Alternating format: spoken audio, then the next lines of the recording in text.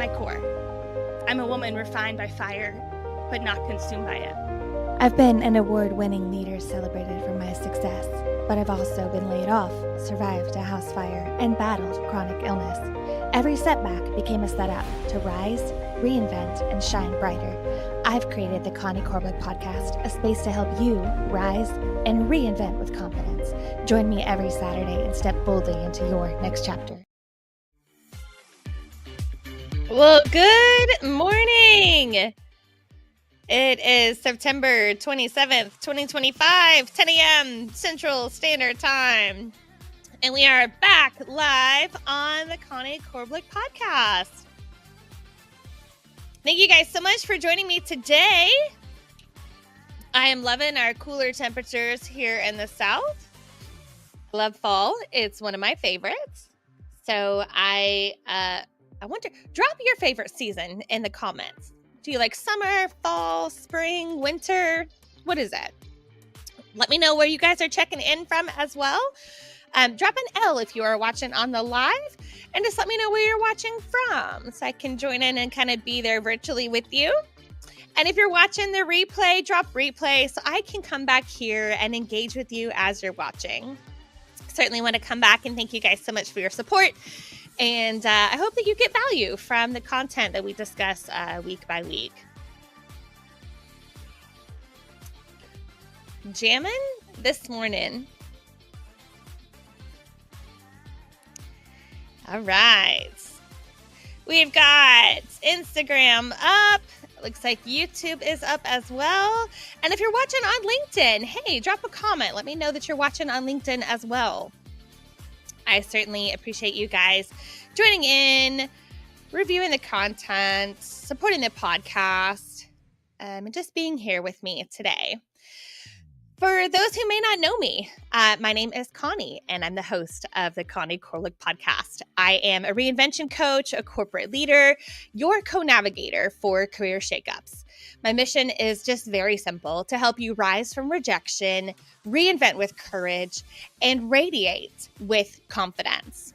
I've walked through layoffs, illness, unpromotions myself.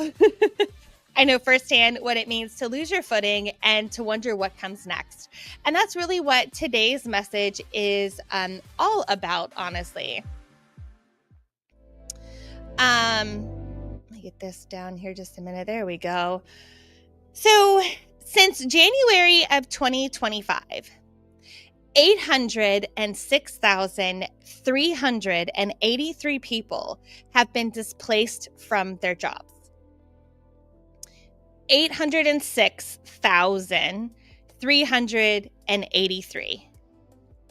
That's not just a number. That's a mom packing up her cubicle. That's a father walking out of a plant wondering how he's going to pay the mortgage. That's a young professional updating their resume, whispering, "What now?" Let's pause on that number for a second. 806,383. That's not a stat. That's a city the size of Seattle. Imagine every single person in Seattle being told their job was gone this year. With the football season upon us, let's put it into another perspective. That's 806,383 is 11 NFL stadiums. With every seat filled, every fan in the stands, that's how many people are facing career storms right now. That's how massive this displacement is. And if you are one of them, hear me. You are not just a face in the crowd. You are seen. You matter. And your story is definitely not over. These displacements have come from a wide range of things, but government downsizing, corporate restructuring, the rise of AI, and just economic uncertainty. And these waters are rough, and so many of us are trying to keep our ships afloat. And if that's you, hear me when I say this very, very clearly. You are not alone. And in times like these, we hear over and over and over again this one word, resilience. It's offered like a lifeline, but sometimes it can feel more like a weight than a comfort. What do you mean by that? People say things to you like, you're so resilient and you'll bounce back. It'll make you stronger. But let me share an unpopular truth. Sometimes telling someone to be resilient hurts more than it helps. It can sound like, oh, just get over it. Just push through it. Like, don't pause, don't feel, just go. Just go, go, go. And that leaves us carrying grief in silence. I know back in my career, I was laid off twice in less than 10 months. And that really shook my ground I was standing on, shook my sense of identity, shook my feelings about my own self-worth. And, it was, oh, you'll bounce back. You got this, and it was in those times, like this grief that I was carrying myself, and you're losing a piece of yourself, a piece of your identity, because so many of us, especially high achievers, tie our identity to our roles and the jobs and things that we hold. And, when you lose that, it's like a piece of you, like a family member has passed away. You're grieving a sense of who you were and someone you no longer identify with. So let's talk honestly about what resilience really is. Not the polished version that we see on LinkedIn, but the messy human truth. Psychologists call this shattered assumptions theory. When trauma strikes, like a job loss, it shakes what you believe about safety, about success, and control. But here's the paradox. Resilience often emerges as a very response to that trauma. Neuroscience even shows that acute stress, when we face it with active coping, rewires our brain to handle future storms much better than we would in the past. So yes, adversity can build resilience, but let's be real. It's a painful classroom to learn in. And when resilience can come out of trauma, we also need to pause and ask, at what cost? Like I was saying earlier, sometimes resilience gets twisted. It becomes a burden, like, you should have bounced back by now. Or it becomes a bandage for broken systems, like companies expect you to tough it out instead of fixing what's broken. And it has a cost. People who never rest, who never grieve, eventually burn out. And that's the dark side we don't talk about enough. But there's hope today. And this is where that story changes. Resilience doesn't have to be reaction or survival. It can be learned, practiced, and strengthened like a muscle. Modern psychology calls this resilience dynamic, not fixed, as if like you have it or you don't have it, you're born with it, you're not born with it. There's studies that show that kids who went through resilience programs showed a reduced depression and increased emotional strength. Leaders who train in reframing challenges recover faster. And yes, neuroscience shows that our brains can literally adapt when we practice coping strategies consistently. That means resilience isn't just for the tough, it's for anyone who's willing to learn it. And that changes the whole definition. Because if resilience can be cultivated, then maybe it's not about bouncing back at all. Resilience isn't about bouncing back to who you were. It's about transforming forward into who you're becoming. That is the shift. It's not get over it, it's grow through it.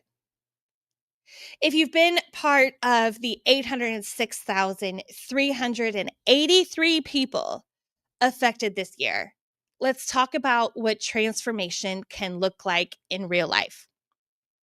I've got 5 practical anchors for any displaced worker. These 5 anchors are going to be there to hold you to get through these rough waters. Number one is permission to pause.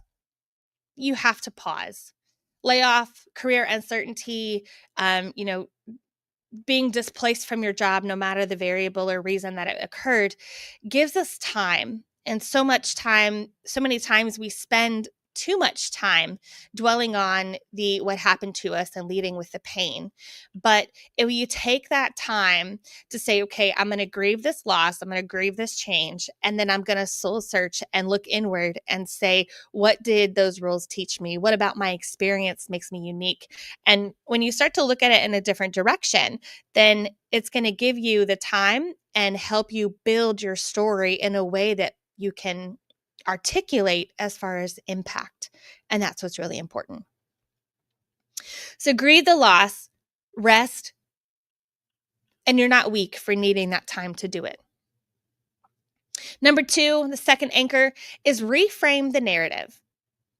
This isn't the end of your career story. It's a setup for a new chapter. Number three, invest in your skills. Think of your skills as inventory. We talked about it kind of in last week's episode, but keep them fresh, relevant, and ready for a new chapter.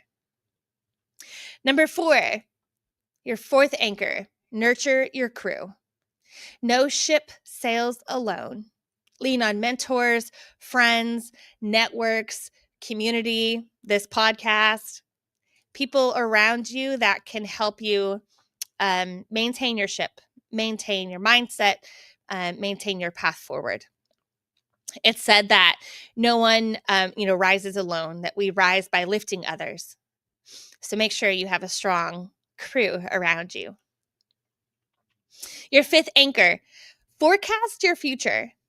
Anticipate the skills and industries of tomorrow and start preparing now. We talked about it last week, but what skills will your industry need in the next 2 years? In the next 5 years? Begin to start building your repertoire of tools for what your industry is going to look like in the next 2 years, the next 5 years. Be future-proofing your career. And if all of this feels overwhelming, let me remind you that resilience isn't built overnight.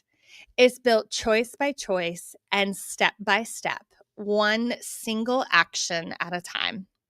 No one climbs Mount Everest just immediately. There's time and preparation and things that have to take place for it to be a successful climb. Resilience is the same way. I'll pause here just to take a second to look at the socials. We have Mr. Smith in Washington, or DC, Washington, DC. We got Harlem in the house, Harlem, New York. I love it. Stunning Comparison says, I am a Trace. I am a Trace perspective on resilience. And we got Georgia in the house as well. Thank you so much for watching today. Resilience is powerful juice that gets squeezed out of life. I like that. Well, that's a great analogy. We are blessed when we get to share a drink. I love that. That's a different perspective. Yes, reframing the narrative. It is always so important to reframe it. Mr. Smith saying great value. Mr. Harlem, New York. What skills will your industry need? Great question to ask. Yeah, it gives you some outside perspective and kind of takes you third person and, hey, what is my industry doing right now? What is the industry going to need? And what should I be doing today to impact my future and the industry, the future of my industry tomorrow? Well, unicorns, resilience isn't ever about breaking. It's about refusing to stay broken. Rough seas are going to test us, but every storm will make you a stronger navigator. So if you're one of the 806,383 individuals that have been displaced this year, hear me. This season does not define you. Your ship was built for more than calm seas. And here's something fascinating. In numerology, you kind of look at numbers and reduce things down. But when you reduce 806,383, ultimately it comes down to the number 1. And 1 represents new beginnings, fresh starts, and leadership. And so while that number seems like so many that have an ending, it also carries with it the energy of beginnings. Every ending is in this wave of layoffs and corporate restructuring and economic downturns is the opening of a brand new cycle. And maybe that's the encouragement that we all need right now, that buried in the disruption is the seed of reinvention. My friend, you are not just bouncing back, you are transforming forward. Until next time, guys, keep rising, keep reinventing, and always keep radiating. Take care. See you guys next Saturday.